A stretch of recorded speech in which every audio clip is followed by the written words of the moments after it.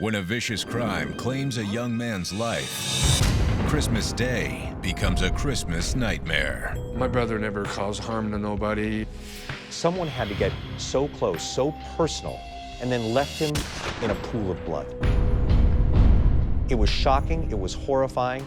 For Lieutenant Joe Kenda, 'tis the season for mayhem and murder. Where's Aaron? Violent crime occurs when emotion overcomes judgment. People get emotional at Christmas. And this holiday story has all the twists and turns of a grade A mystery. Light bulbs go off in my brain. We got something here. Not only is this case a homicide, now it's a kidnapping to boot. Patience as a homicide detective is everything. You can't get emotional. Look at the physical evidence. Listen to people when they tell you things. It's going to be complicated. Murder always is. There's one thing that never changes: murder. A life has been taken. Their stories are now my stories. I'm Lieutenant Joe Kenda. I've solved over 387 homicides. Somebody has to take control. Somebody has to look out for the victim. I never know where a case is going to lead, but I'll never stop until it's solved.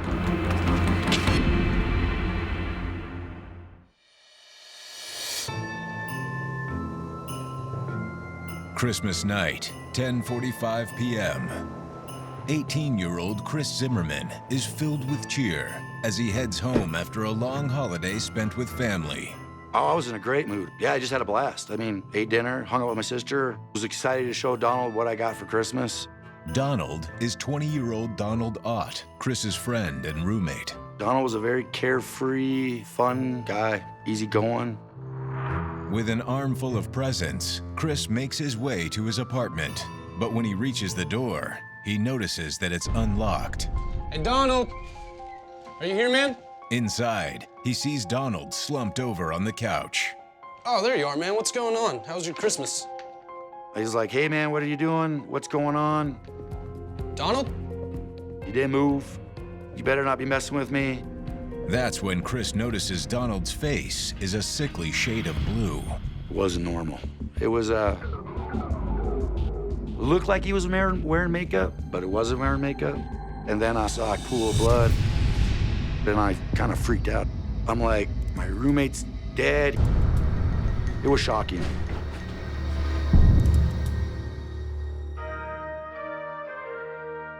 Across town, Lieutenant Joe Kenda and his wife Kathy are sitting around the Christmas tree, unwinding after a long day of playing Santa to their 2 children. So what do you think? The kids enjoy it this year? I think they got what they wanted. We had just put the kids to bed, and we were having a little Christmas eggnog. And the phone rings, and I knew, and so did she. When the phone rings that late at night, it's not a friend, and it's not the family. It's the PD. Hello? Between, say, Thanksgiving and Christmas is the time when crime tends to increase. Okay, I'm on my way. So it's not a good time for guys like me. Sorry, honey, I gotta go.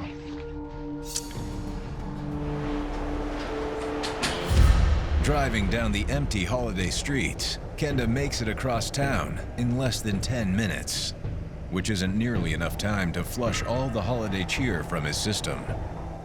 The first uniformed officer was shocked that the boss had booze on his breath. Yeah, I did. I was guilty as charged.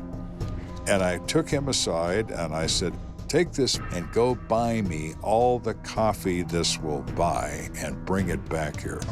With no time to lose, Kenda gets the lowdown from responding officers. What do we got? He's a 20-year-old male. His name is Donald William Ott. The officers inform Kenda they've been speaking with the victim's roommate, Chris Zimmerman, who already has a theory about his friend's cause of death. His roommates say that he's been fighting with his parents. They seem pretty convinced it was a suicide. Chris said he thought his roommate must have killed himself. That's the only way this could have happened. I mean, no one had hurt Donald. According to Chris Zimmerman, Donald and his parents weren't on the best of terms, and in recent weeks, Donald's normally chipper outlook had taken a dark turn. The relationship he had with his parents was strained, and so he was not welcomed home for Christmas. I told Donald that he should spend some time with his family for the holidays, no matter how bad it is, because that's what the holidays are for. You know, forgive and forget. But it was easier said than done. Given the circumstances, Kenda feels suicide is a definite possibility. The self-destructive personality is ratcheted up during holiday time because it's supposed to be so happy, and nothing is happy for them. Let's go take a look. After being briefed by responding officers, Kenda steps inside the apartment. It's sparsely furnished. These are kids. They don't have any money. There's dirty clothes on the floor, scattered pizza crust, a couple of strings of Christmas lights in the kitchen. In the cramped living room, Kenda gets his first look at the victim. He has a single gunshot wound to the head, pass-through shot left to right, large caliber, very close range. Part of his skull cap and the contents of his head are on the kitchen floor, some distance away from where he's sitting. Donald is a 20-year-old kid. 20-year-old kids look like they're 10 when they're dead. He really looks like a little kid. I look closely at his wound. It's apparent to me the gun is within an inch of his skull. The position of Donald's body seems to square with the notion of suicide, until Kenda takes a closer look. He has injury to his face, not from a fist, but from an object with sharp edges, maybe a gun. How do you explain hitting yourself in the face first before you shoot yourself? Moments later, Kenda and his team uncover another detail that further undermines the suicide theory. There's no weapon in this apartment, no gun of any kind. Everybody has a history with their family. Doesn't mean you're going to stick a gun in your mouth and pull a trigger. Please, there's no suicide here. This is torture followed by murder.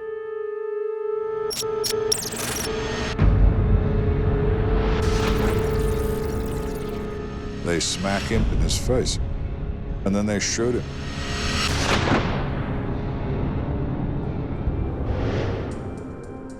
We need to investigate further here, find out what's going on.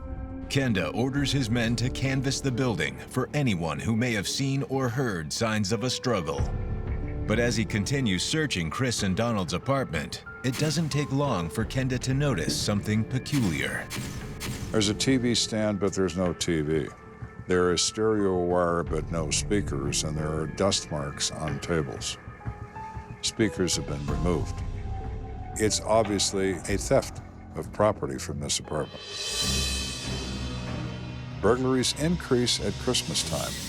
Hey, what are you doing? Maybe it's a simple burglary, and the apartment owner comes home and confronts them, gets killed for his trouble. It's a place to start. Probably not a place we're going to finish, but a place to start. Officers examine each of the apartment's doors and windows. It appears none of them have been broken or jimmied open.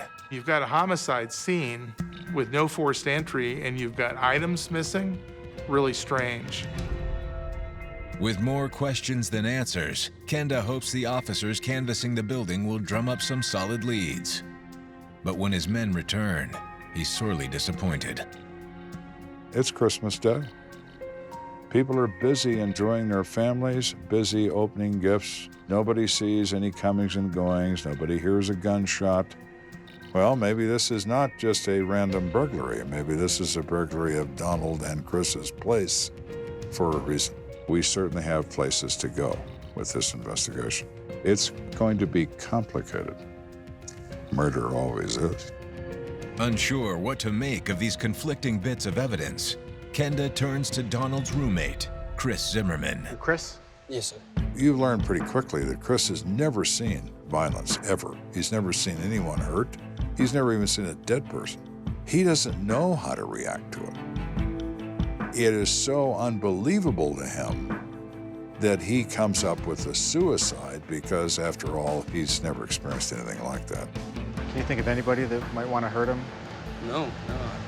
As far as Chris knows, Donald is not the kind of personality that would make enemies. He works hard. He's a very happy-go-lucky kind of guy. He was very sweet. He was the kind of guy that was always buying girls flowers, roses. How about anything that might have happened recently? You know, change of routine, something that's out of the ordinary? A few minutes later, Chris's eyes light up. Well, actually, he did mention something. A couple of weeks ago, he was at he works at this diner down the street, you know, and this guy came in and he tried to rob the register. A suspect entered the restaurant and threatened them with a knife, asking for money. Give me all the money in the restaurant right now. Hurry up. When the cashier gave the suspect the money and the suspect turned around and started to walk off, Don Ott kicked the suspect in the back. You stay right there. Call the police.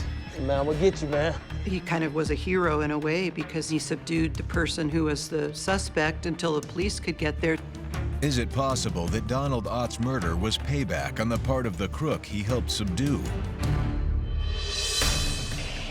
533 to dispatch. I need you to check on an attempted robbery that happened a couple weeks ago. One of the subjects' name was Donald Ott. Moments later, dispatch affirms there was such a report made and gives Kenda the name of his first real suspect. On the face sheet is Dion Hury. Black male, date of birth so-and-so. Light bulbs go off in my brain. 10-4, I know who that is. Dion, I certainly know you now, don't I? Kenda and Dion Hury go way back. In fact, Kenda's arrested him on more than one occasion. Dion's a bad guy. Donald, the hero, is the reason why he went to jail. What if he gets out and comes over here and smacks him around and kills him, and while he's at it, for his trouble, he takes some property? Could he do that? You bet he could.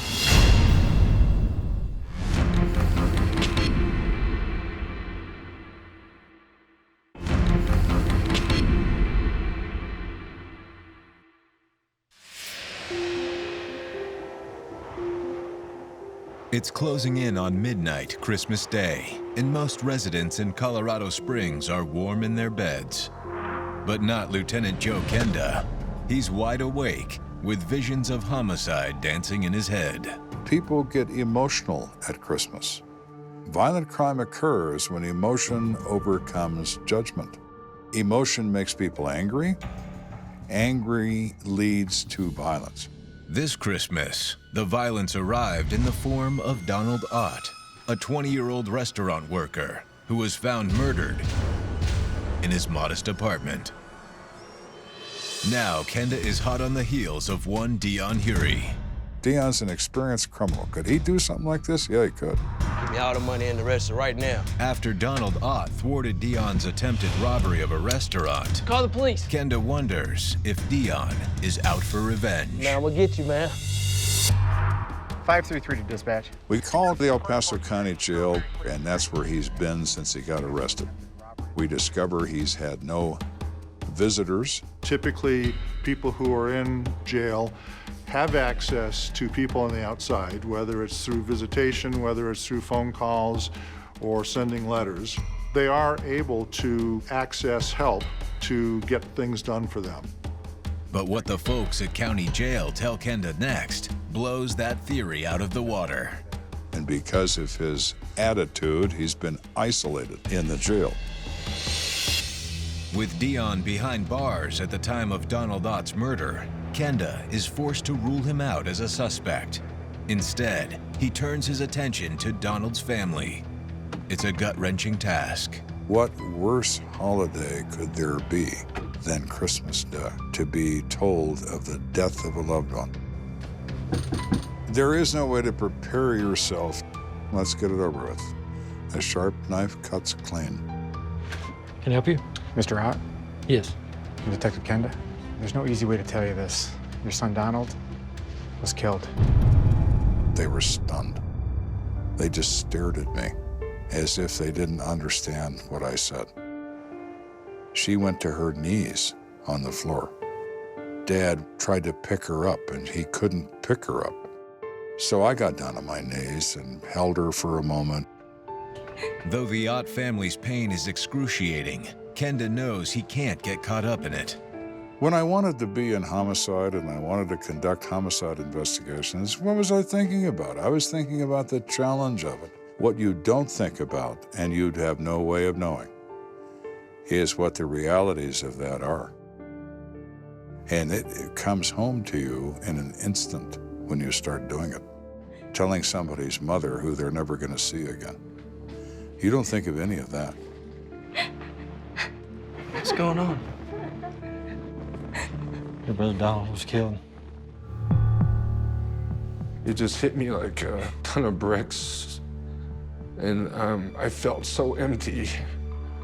Like part of me had just been torn out. It takes the Ott family more than an hour to collect themselves. But Kenda is willing to wait. At this point, they're his best hope for finding Donald's killer. People know their family.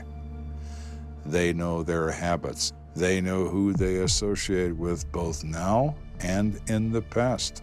They know much more than the family member in question ever believes that they do know. But they know. You have to get to that information, so you get into this with his family. Get through the death notification, a few minutes pass, explain why I need to know these things. I know how difficult this is for you, but is there anyone you can think of that would want to hurt Donald or see him dead? Lonnie. They both in unison say it's Lonnie. It's gotta be Lonnie. Who's Lonnie? Well, his name is Leonard Michael Davis, and he is a drug dealer. And I said, yeah, Lonnie was just here today, just hours ago, saying that if my brother opens up his mouth about any of his business, he's gonna kill him. He actually said he was gonna kill him? Yeah. Okay, I'm listening. How does he know Donald? Did Donald use drugs? Oh, no, he doesn't do drugs. Well, how do you suppose Donald will ever run across an individual like this dope salesman? How would he meet him? They're brothers. Donald and Lonnie are brothers? Half brothers. Well, it's his half-brother. Excuse me? Well, yes. How nice? I was pretty dead set, knowing that he had something to do with it. Lonnie thought that Donald ratted on him or snitched on him. Lonnie blames his half-brother, Don, for telling people where he lives and for telling people that he rips people off. And Lonnie was going to take his revenge, so we need to find him and resolve this one way or the other. But in speaking with the Otts, it's clear that Lonnie's ties to the drug trade aren't the only thing that frightens the Ott family. He's about 5'11", he had huge hands, he had big, huge arms. He's big and solid, just intimidating. Lonnie's some badass drug-dealing maniac that everybody's terrified of. Well, no matter what Lonnie is, I don't imagine he's bulletproof. I don't care how big he is, how bad he is. I need to find him, and I need to find him right now. Kenda asks the victim's brother, Daniel Ott, if he knows where he might find Lonnie Davis. According to Daniel, Lonnie liked to hole up in a seedy rat trap motel. I'm in a lot of motels where 95% of the time you feel compelled to burn your suit after you leave. The next morning, Kenda pays the manager of the motel a visit. Could Lonnie Davis stay in here? Yeah, he's in 5. Is he there right now? Some kind of trouble? I just have a couple questions to ask him. Thank you. Well, With his men behind him, Kenda makes his way toward room number 5. Who was on the other side but Leonard Michael Davis? Well, my, Lonnie. What are you doing in this dump? Before Lonnie Davis knows what hit him, Kenda and his men force their way into the room, Lonnie Davis? Yeah. pin Lonnie down, and slap the cuffs on him.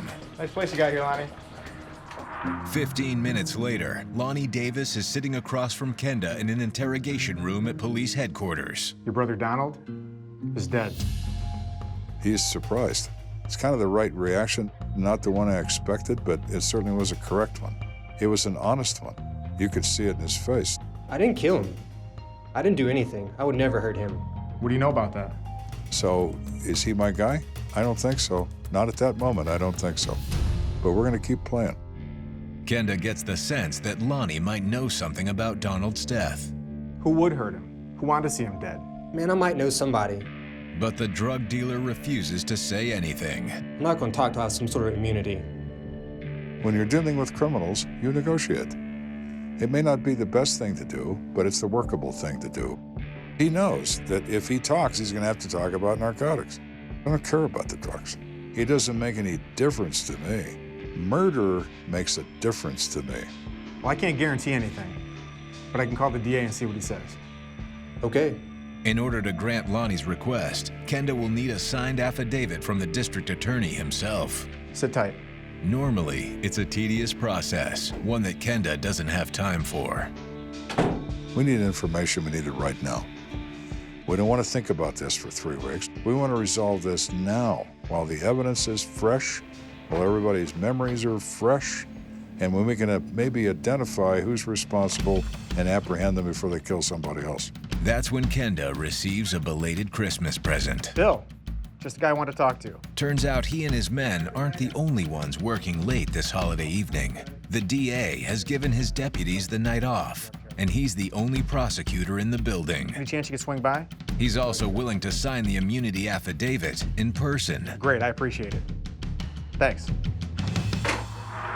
Comes next door, he said, Lonnie, I will grant you prosecutorial immunity from charges regarding controlled substances. But you got to tell him everything you know. Now talk to us. All right, Lonnie, you got your immunity.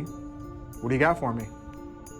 As Lonnie starts talking, Kenda begins to understand why he was so hesitant to speak. He's a rip guy. He rips people off. Lonnie sells cocaine and cuts it with baby powder. And he makes people really angry, and he steals money. Lonnie's statement gets Kenda thinking. Could one of Lonnie's jilted customers have murdered his half-brother Donald to get back at him? Can you think of any names of someone that would want to get you so bad they'd kill your brother? I don't know, man. Maybe there's this one guy named Kurt. Kurt was ripped off by Lonnie Davis during a drug deal. Lonnie had promised that he would provide drugs to Kurt for $150. You got 150 worth? I don't have it with me. I can go grab it right around the corner. All right. Lonnie said that he'd be right back with the drugs. Way back. Okay. That never showed up and left Kurt without his $150 and the drugs. According to Lonnie, word on the street was that his buyer Kurt was furious about the double cross and had been looking to exact some measure of revenge. And you think he might have hurt your brother because of it? Possibly, man. I don't know. Kenda is intrigued by the lead, but he's not about to release Lonnie Davis. You're not going anyplace until this investigation goes someplace, or it comes right back to you. So get comfortable. Lieutenant, you got a call. All right, you want to take him to holding? Sure. While interrogating Lonnie, Kenda gets a call from CSIs back at the crime scene. Kenda. A few minutes earlier, while they were collecting evidence, Donald Ott's home phone began to ring. Policeman there answers it. It's a woman on the other end of the line who's very distressed. The woman identifies herself as Angie Mikesell. She claims to be Donald Ott's girlfriend and has a bizarre story to tell them. Angie wanted to check on Donald's welfare because she thought that he might have been kidnapped. Okay, we'll be right there. Kidnapped, huh? This case keeps getting better and better.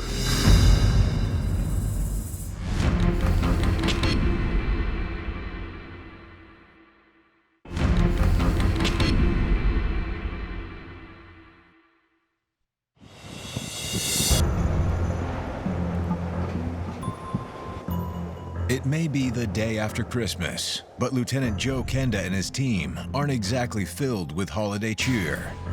20-year-old restaurant worker Donald Ott has been murdered in cold blood. And after speaking with Donald's half-brother, Lonnie Davis, Kenda has a line on a mysterious suspect named Kurt. It was learned during this investigation that Kurt was ripped off by Lonnie Davis during a drug deal. Lieutenant, you got a call. But no sooner does Kenda start working this angle than he receives a phone call that changes everything. Kenda. While at the crime scene, investigators received a telephone call from Angie Mikesell.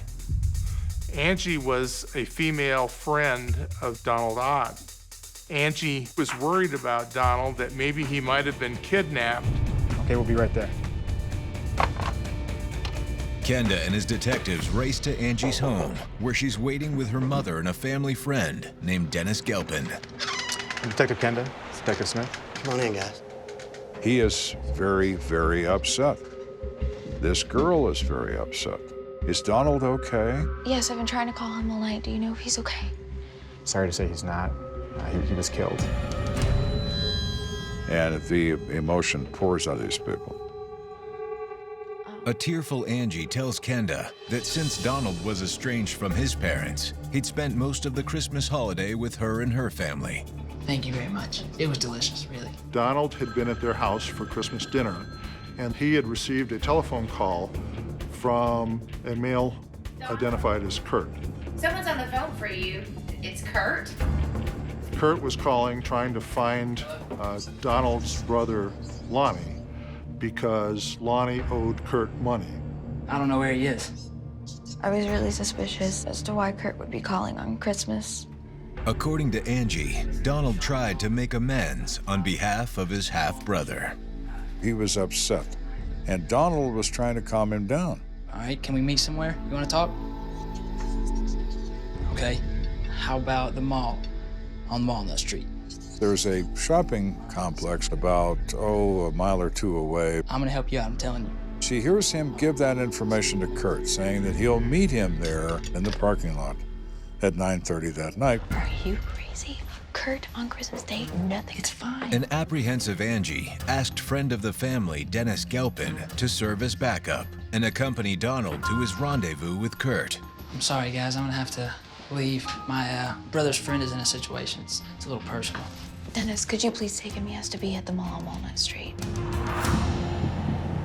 There isn't a car in this 6,000 car parking lot except Gelpin's car containing he and Donald. The only other car that comes in there is an old white pickup truck. Donald tells Gelpin to flash his headlights, so he does. The truck answers. That him? Yeah, that's Kurt driving. Donald Ott recognized the driver of the truck as being Kurt. Donald didn't know who the passenger in the vehicle was. Hold on, I'll be right back. Donald and Kurt step out of their vehicles and meet in between the two sets of headlights. They're standing there talking, just conversation. Gelpin's sort of half interested. What changes is when the passenger gets out of the truck and draws a gun out of his waistband. Where's the cash? I don't know where the cash is. You don't have the cash? Where's your brother at? I don't know. Dennis observed the unknown male passenger with a handgun force Donald Ott into the pickup. Horrified, Dennis Gelpin tries to intervene. Gelpin gets out of the car and is yelling at the passenger. What the hell are you doing? The passenger points a gun directly at his head. Go! And says, you better get out of here, man, and you better get out of here now. He's really frightened at that moment that this guy's gonna shoot him. So he gets in his car, he throws it in reverse, and he lays rubber out of the parking lot. He never even turns around. Dennis Gelpin rushed back to the Mikesell home to tell Angie what had happened to her boyfriend. Fearful of what these two men might do to them, they decided not to call the police. Kenda takes a moment to let the harrowing details of this statement sink in. Everything that Gelpin says to me, everything that Angie says to me, fits. I like this. It makes sense to me. Do you know Kurt's last name? No. But even if this Kurt character did kill Donald Ott as payback for his half-brother's shady drug deal, without a last name or a positive physical ID, finding Kurt or his mysterious gun-toting friend will be all but impossible. By any chance, can you tell us where we can find this Kurt? Yeah, do you want... That is, until Angie offers up a new lead, an address for a friend of Kurt's. We start running records on this house. Who pays the utilities? A guy named James Eberhardt. He pays the utilities for that house and for the cottage in the rear. We run a records check. We find a criminal record for Jim. We find a criminal record for another person named Eric, who lists Jim as his father Kenda believes Jim Eberhardt and his son Eric might hold the key to tracking down his prime suspect, Kurt. So we have a father and son team. They both have a criminal history. We think we're in business. Kenda fast-tracks a search warrant, and by 5:30 a.m., he and his officers are setting up a perimeter outside the Eberhardt home. Anytime you believe you're approaching someone who is responsible for a murder, they've already killed once. It makes them essentially dangerous. With weapons drawn, Kenda and his officers approach the front door. The doorknob starts to turn and we shoulder it open. What do you want? Where's Eric? We pin Jim, or who we assume is Jen, against the wall with a gun to his head. Where's your son, Eric? He's in Wisconsin. Really? I see his eyes go to a closed bedroom door briefly, just glances at a door. Tells you one of two things. Either that's where Eric is, or there's somebody else in there. And if there's somebody else in there, does he have a gun?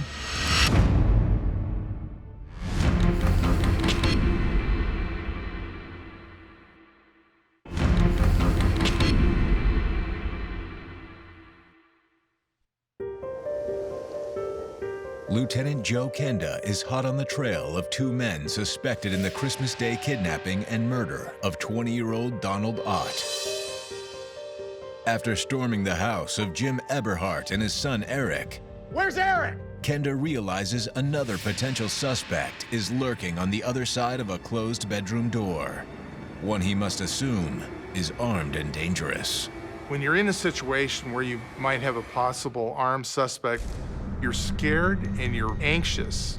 You're thinking about protecting yourself and protecting your fellow officers and arresting the perpetrator without any incident. Kenda and his officers bust through the door. Let me see your hands! You crank a gun up his nose and you cuff him. Get control of him. Pat him down for weapons. You don't find any. Okay, nobody's been hurt. Now we can continue from here. Kenda believes the young man is one of two people, the mysterious Kurt, who seems to be the ringleader behind Donald Ott's murder, or Eric Eberhardt, who Kenda suspects played the gunman the night Daniel Ott was abducted. But in a surprise twist, the young man identifies himself as neither Kurt nor Eric Eberhardt. What's your name? Brian. Your full name? Brian Patrick Moore. What are you doing in here? Jim pipes up and says, He's here from Wisconsin. Okay, Brian, you're not Eric, but you'll do. We cuff him, we cuff Jim, we take him out of this house.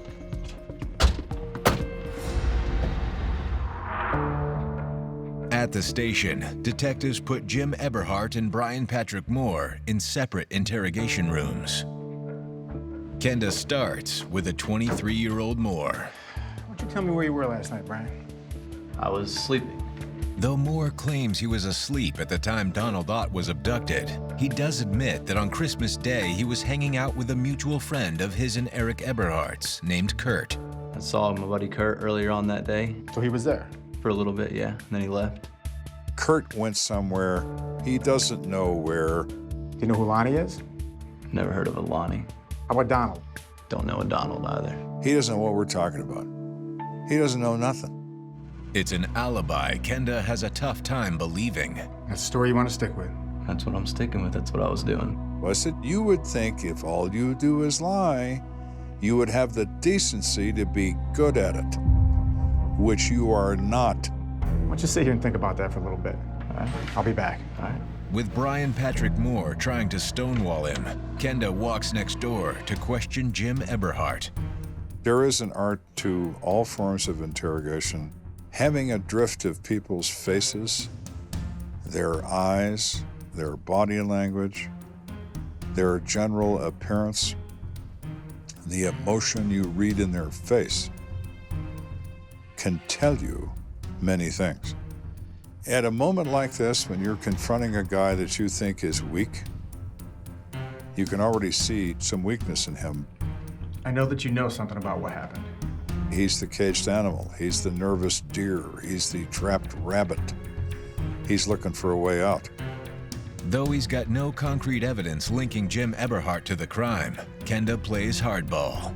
You're facing a lot of jail time if you don't talk. I got a headline for you, Jimmy. We're talking serious jail this time. I have a dead kid, and I need to explain that. And you appear to be part of that explanation. So if you want to save yourself 10 or 15 years of your life, maybe you want to think about talking to me.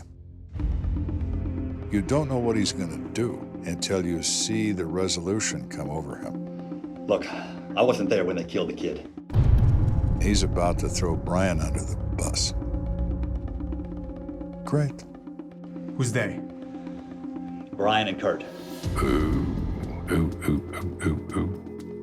Well, you have my attention now, don't you, Jimmy? Talk to me. Who is Kurt? Jim identifies Kurt as Kurt Ozakowski, a painting contractor and jilted customer of Lonnie Davis, who in the last week had become fast friends with Brian Patrick Moore. Brian is from Wisconsin, and he's only been here for a week or so, but Brian knows Kurt. They're buddies. Kurt gets ripped off by Lonnie, and he wants his money back by whatever means are necessary. So he enlists the aid of Brian Moore to make that happen. What happened? It was about 11 last night. I'm cleaning up the joint a little bit. Suddenly, Brian and Kurt come rolling in, freaking out about something. What's going on? I ask them, what's going on? That's when Brian whips out a gun and throws it on the sofa. Jim looks at both of these guys and says, what? And Brian says, I killed that guy. Brian and Kurt go on to explain that they had kidnapped Donald Ott, driven him back to his apartment, and murdered him in his own living room. Upon hearing this horrific story, Jim Eberhardt claims he panicked and made a fateful decision. Jim looks at the gun laying on the sofa, picks it up, takes his shirt tail out, and wipes the gun clean. Make sure there's no fingerprints, no blood. Jim tells Kenda that after stashing the gun in a dresser drawer, he drove Brian and Kurt back to Donald Ott's apartment. Go on, hurry up. Jim says he drives these two back to the crime scene in Jim's car. He waits outside.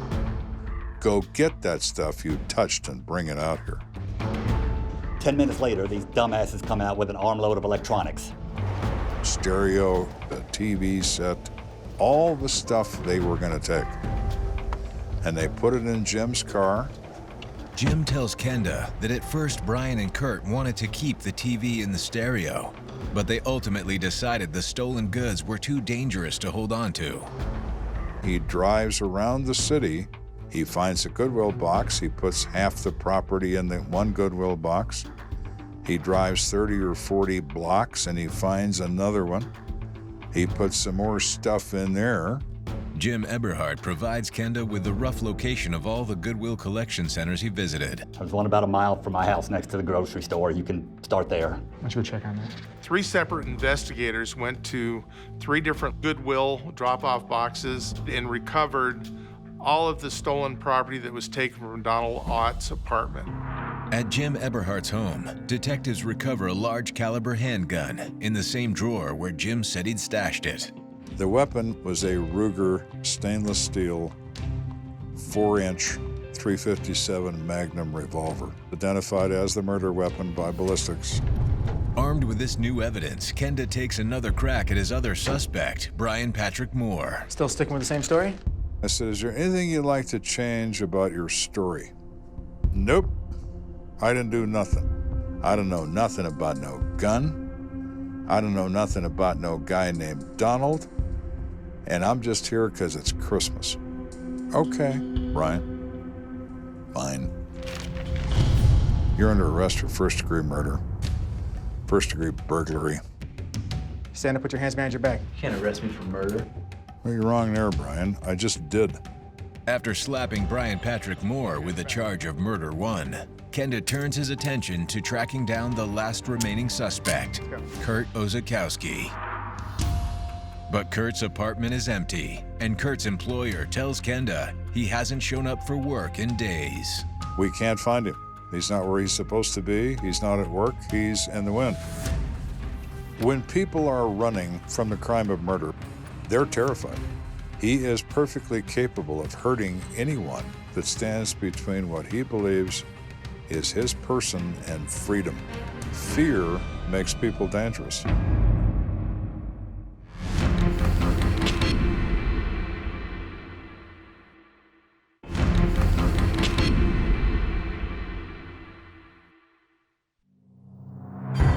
"20-year-old Donald Ott has allegedly been murdered over a drug debt owed by his half-brother Lonnie Davis. Lieutenant Joe Kenda has apprehended one of the conspirators, Brian Patrick Moore. But his other prime suspect, Kurt Ozakowski, is still on the loose. We put his picture on TV, we say he's armed and dangerous, and I want to put the fear of God in that boy. I want him to think about the fact that every policeman is hiding behind every bush and they're looking just for him. It either drives them further underground or it flushes them out. Kenda's media blitz works. Just days after the Christmas Day murder of Donald Ott, Kurt Ozakowski turns himself in to Colorado Springs PD. He is in tears. He is a mess. He is very frightened. You have the right to remain silent. We advise him of his rights. He waives his rights. Which gives Kenda the freedom to put the pressure on Kurt. Okay, Kurt, talk to me. It all started with meeting Donnie out at the parking lot. Kurt admits he arranged to meet Donald Ott in order to figure out the best way to get his stolen drug money back from Donald's half-brother, Lonnie Davis.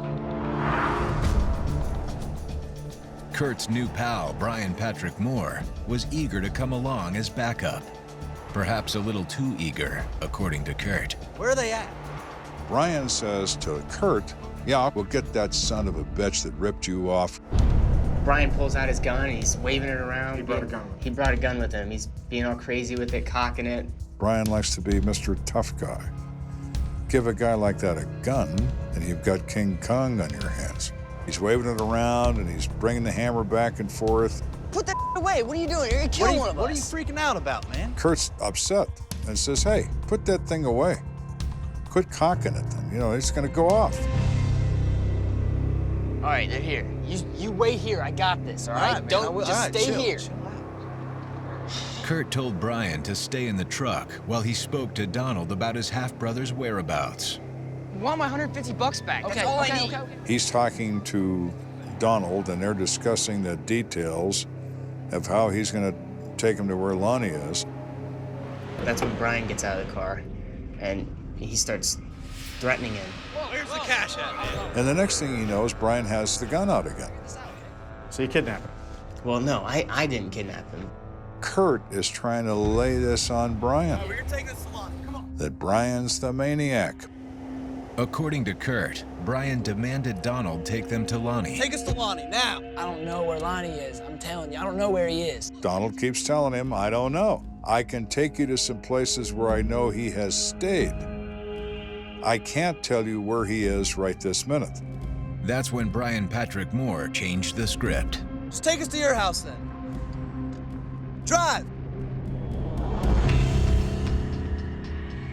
Told you.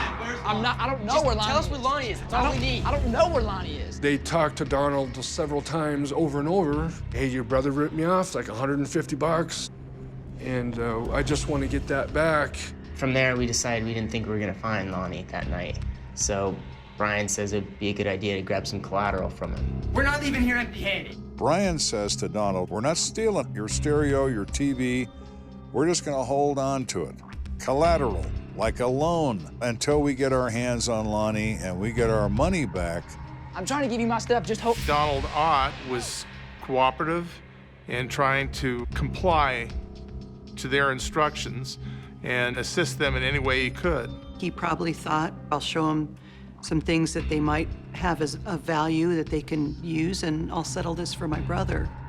Donald says, I'm going to make a list of everything you're taking. Okay, make a list. He gets a paper, gets a pen. In the meantime, Brian Patrick Moore was still asking Donald Ott where he could find Lonnie. Where's Lonnie at? I don't know where Lonnie is. But the more Donald professed his ignorance, the more enraged Brian became. Where is he? Brian thinks that Donnie knows where Lonnie is, so he's trying to get it out of him. Brian starts accusing Donald had lying. You can tell he's lying. Brian smacks him with the gun in the face and waving this piece around because he feels empowered. He's a jerk to begin with, but now he's armed. Makes him even more dangerous.